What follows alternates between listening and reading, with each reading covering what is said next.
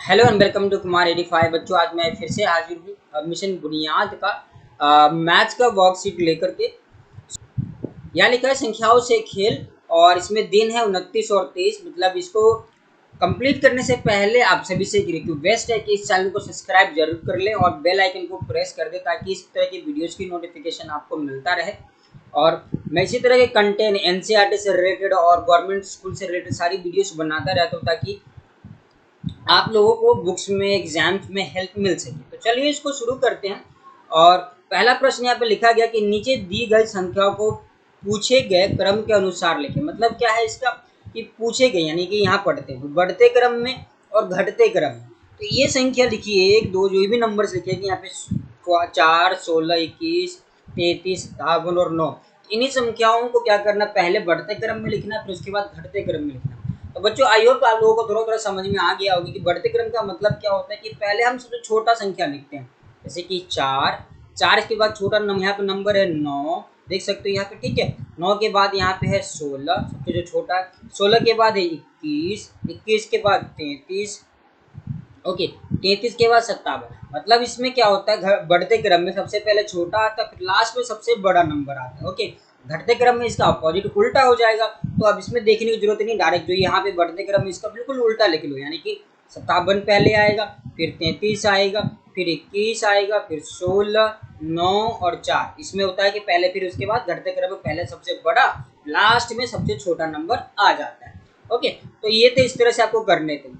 तो मैंने एक कर दिया है, आपको आपके लिए दूसरा है, तो आपको आई होप कि समझ में आ गया और करके जरूर दिखाओगे। अब लिखा कि गोल घेरे की संख्या के ठीक पहले या बीच की संख्या लिखे। मतलब क्या है इसका, देख सकते हैं यहाँ पे 12 लिखा है। 12 मतलब 12 से पहले क्या नंबर आता है, 11 आता है, और 11 के यहाँ पे आ गया, फिर 12 के बाद क्या आता है, 13 आता है। तो इस तरह से हमें कंप्लीट करना। फिर से बीच में नंबर लिखा है 17, 17 से पहले 16 आता है, और 16 के बाद आप देखो, मतलब 17, 17 के बाद 18 आ जाता है। इस तरह से करना। देखो 11 लिखा है, 11 के बाद 12, 12 के बाद 13 ऑलरेडी है। आगे इस तरह से लिखा, देखो यहाँ पे 36, 36 के बाद 38 है, बीच में क्या आ जाएगा, 37 आ जाएगा। तो इसको इस तरह से कंप्लीट करना है। आजकल इसमें क्या होता है कि जमा और घटा होता है, प्लस और माइनस होते हैं। प्लस कर लेते हैं, 8 और 5 13 का 3, एक यहाँ, और यहाँ पे 5 और 1 6, और एक ये वाला जो होगा 7 हो जाएगा, 7 कर लेंगे हम इसको। 9 4 13 का 3, एक इधर फिर से 2 और 2 4, और एक ये वाला 5 आ जाएगा। इस तरह से हम इसको कर लेंगे। माइनस करना है, 15 में से 7 गया 8। फिर से देखो, अब यहाँ भी बच्चा एक इसको दे दिया, तो 5 में से 3 गया 2। अब लिखने की जरूरत नहीं है बच्चों, आप अच्छी तरह से आपको समझ में आ गया है, तो इस तरह से आप डायरेक्ट कर सकते हो। ओके, 18 में से 9 गया 9, यहाँ 3 में से 2 गया 1। इस तरह से इसको कर लोगे। ओके, अगला लिखा है कि ऐसी 6 वस्तुओं के नाम लिखे जिनका वजन 5 किलो से कम होगा। तो बहुत सारे हैं, जैसे कि स्कूल बैग लिख सकते हो, आप बैग लिख दो, ठीक है।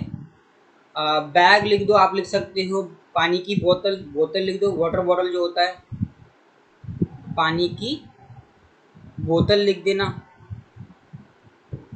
ओके, और जो भी याद आता है, तो 5 किलो से जो भी कम है वो भी इसको लिख दोगे। ओके, यहाँ पे पांचवा प्रश्न है, मोहित ने 28 रुपए की चीनी और 36 रुपए की दाल खरीदे, तो बताइए कि मोहित ने कितने रुपए खर्च किए।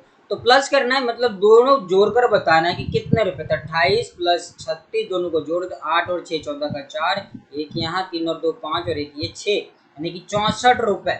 64 रुपये मोहित खर्च करता है। कितने रुपए खर्च करता है मोहित, 64 रुपए खर्च करता है। जिसको हम ऐसे लिख देंगे। छठा प्रश्न है कि एक दुकानदार ने 45 रुपए का एक नमकीन का पैकेट खरीद कर 53 रुपए में बेच दिया। बताइए दुकानदार को कितने रुपए का फायदा हुआ। ठीक है, 53 मतलब 53 ज्यादा, 53 में बेचता, 53 को हम ऊपर लिख देते हैं, और 45 रुपए में खरीदा था। ठीक है, तो 45 यहाँ लिख देते हैं। अब हमें माइनस कर लेना है 53 में से 45 को, और बताना है कि दुकानदार को कितने रुपए का फायदा हुआ, तो उसको लिख देना है।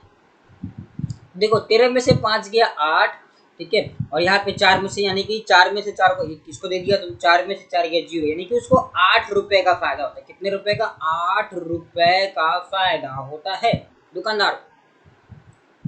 31 और 32 दिन उसके वही वर्कशीट है, इसको कंप्लीट करते हैं। यहाँ पे पहला प्रश्न आप लेके नीचे दी गई संख्याओं में सबसे बड़ी तथा सबसे छोटी संख्या छांट कर लिखना है। ओके, तो जो लाइन दिया गया है यहाँ पे आपको देखना है कि इसमें सबसे बड़ा, यहाँ से मतलब ये जो भी नंबर है, इसमें से देखना सबसे बड़ा कौन सा है, सबसे बड़ी संख्या, और सबसे छोटी संख्या कौन सी है।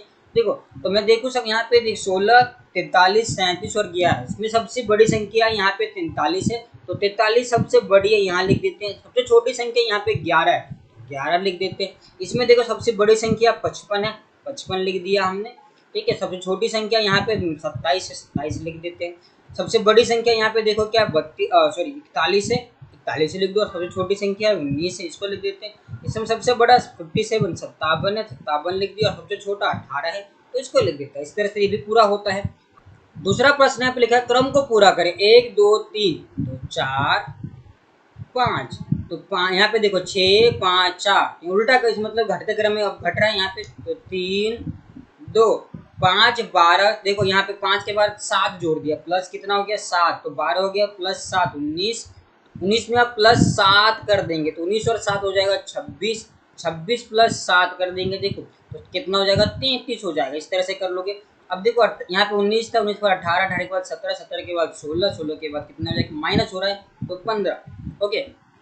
29 के बाद 2 कम हो रहा, माइनस हो रहा है 2, माइनस हो रहा है यहाँ पे 29 में से 2 गया, यहाँ पे 27 बचेगा, 27 में से माइनस 2 हो गया 25 बचेगा, ठीक है। 25 में से माइनस 2 हो गया तो 23 बचेगा, और 23 में से माइनस 2 हो गया कितना 21 बचेगा। तो बड़े ध्यान से करना है बच्चों, ओके। प्रश्न तीसरा, चिन्हों को समझते हुए हल करना। फिर से आ गया आपके लिए, यहाँ पे देखो, यहाँ पे 30 बराबर देखो, तो 30 को हम कितने 15 और 15 30 होते हैं, तो 15 प्लस 15 30 हो जाएगा। और यहाँ लिखा देखो 30 बराबर, मतलब 20 में हम कितना जोड़ेंगे 30, 10 जोड़ देंगे तो 30 हो जाएगा। अब यहाँ पे देखो 30 78 करेंगे इसको, ठीक है। 78 में से मतलब 48 माइनस करेंगे तो अच्छी तरह से। अब यहाँ पे देखो कितने बोला 37, यानी कितने में से हम माइनस करेंगे 37, यानी कि आप बहुत 67, यानी कि 67 में से आप माइनस कर दोगे 37, तो हमारा 30 बच जाएगा।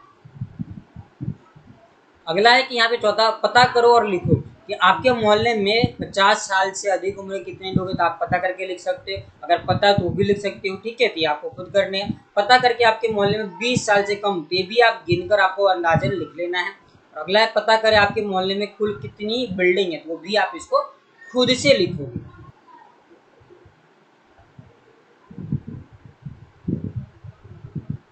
यहाँ पे पांचवा प्रश्न है कि एक पैकेट में 25 किलोग्राम आटा है, और इन्हीं 5 किलोग्राम वाले आटों को कितने पैकेट में मतलब बोला गया है कि बनाया जा सकता है। कहने का मतलब यहाँ पे कि एक 25 किलो का एक आटे का थैली है, और उसको बोला कि 5-5 किलो में अगर बांटना है तो कितनी थैली बन सकती है। तो 25 को हम 5 क्या कर देंगे, भाग कर देंगे। तो 25 देखेंगे 5 के टेबल 25 कितनी बार में आता है, तो 5 एकम 5, 5 दूनी 10, 5 तेईस 15, 5 चौक 20, 5 पच्चीस 25, यानी कि 5 बार में 25 आ रहा है। यानी कि क्या हो जाएगा कि हम क्या करेंगे, मतलब कि 25 किलो आटे में 5-5 किलो अगर भरते हैं तो 5 पैकेट बनेंगे। कितने पैकेट बनेंगे, 5 पैकेट बन जाएंगे, ओके। अगला है यहाँ पे छठा कि कौशिक, कौशिक के पास रति से 27 रुपये कम है। रति के पास अगर 53 रुपये है तो कौशिक के पास कितने, तो 27 कम है 53 में से हम 27 सेम कम कर देंगे, ठीक है। चलो करते हैं। तो यहाँ पे 53 लिखा, फिर इसमें 27 लिखा, और 27 को क्या करते हैं माइनस कर देते हैं हम यहाँ पे।